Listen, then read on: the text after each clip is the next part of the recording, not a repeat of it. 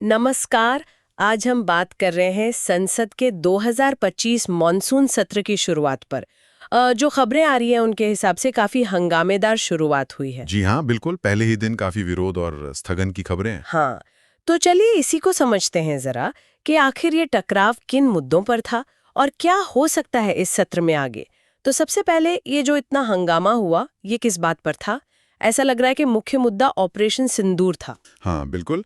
विपक्ष ने इसी मुद्दे पर मतलब ऑपरेशन सिंदूर पर फौरन और एक विस्तृत चर्चा की मांग उठाई। अच्छा। ये मामला जोड़ा है जम्मू कश्मीर के पहलगाम में जो आतंकी हमला हुआ था, उसके बाद की गई सैन्य कार्रवाई से। और इसमें एक बात मुझे काफी ध्यान खींचने वाली लगी कि सरकार अगले हफ्ते इस पर बहस के लिए तैयार हो गई है, वो भी पूरे 25 घंटे की बहस। जी हाँ, ये वाकई बहुत दिलचस्प है। ये तो बहुत ज्यादा समय है किसी एक मुद्दे के लिए, है ना? है तो देखिए, राष्ट्रीय सुरक्षा के मुद्दे वैसे ही कितने नाजुक होते हैं और उन पर आम सहमति बनाना, खासकर जब माहौल ऐसा तनाव का हो, वो आसान नहीं होता। सही बात है। तो 25 घंटे की बहस का मतलब ये भी हो सकता है कि सरकार इसे काफी गंभीरता से ले रही है, या ये भी हो सकता है कि ये विपक्ष के दबाव को थोड़ा कम करने का एक तरीका हो।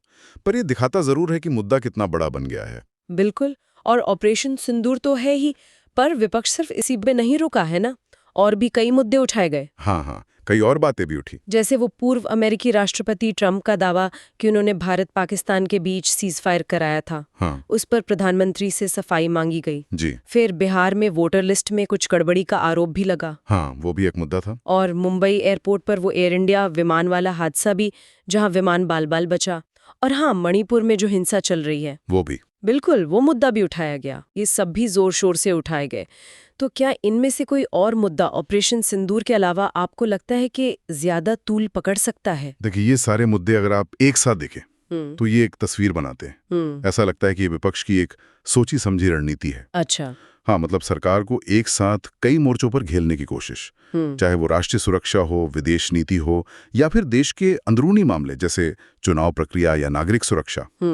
पहले ही दिन इतनी सारी बातें उठाना यही दिखाता है कि विपक्ष काफी आक्रामक मूड में है। हर मुद्दा अपने आप में तो महत्वपूर्ण है ही, लेकिन उन्हें एक साथ उठाने से दबाव बनाने की कोशिश ज्यादा साफ दिखती है। अच्छा, और संसद के अंदर क्या माहौल था? मतलब लोकसभा में क्या हुआ? खबरें तो यही हैं कि लोकसभा में विपक्षी सांसद नारे लगा रहे थे और वो प्ले कार्ड लेकर वेल में आ गए। वेल में यानी सदन के बीचों बीच?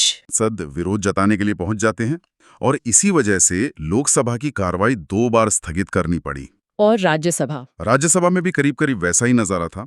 वहां भी विरोध हुआ। और सरकार का इस पर क्या कहना है? सरकार ने इसे संसद का अपमान करार दिया है। और यहीं से देखिए, ये बड़ा सवाल खड़ा होता है कि इस टकराव और हंगामे के बीच जो विधायी कार्य है, मतलब कानून बनाने का काम, वो कैसे हो पाएगा? हाँ, ये तो है। सरकार के एजेंडे में तो कई अहम बिल हैं सत्र के लिए। कौन कौन से बिल है?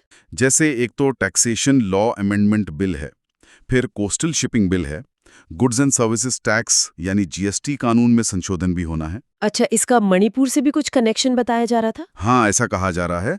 और इसके अलावा इंडियन इंस्टीट्यूट ऑफ मैनेजमेंट यानी आईआईएम और इंडियन इंस्टीट्यूट ऑफ अकाउंटेंसी यानी आईआईए के संशोधन बिल भी लिस्ट में हैं।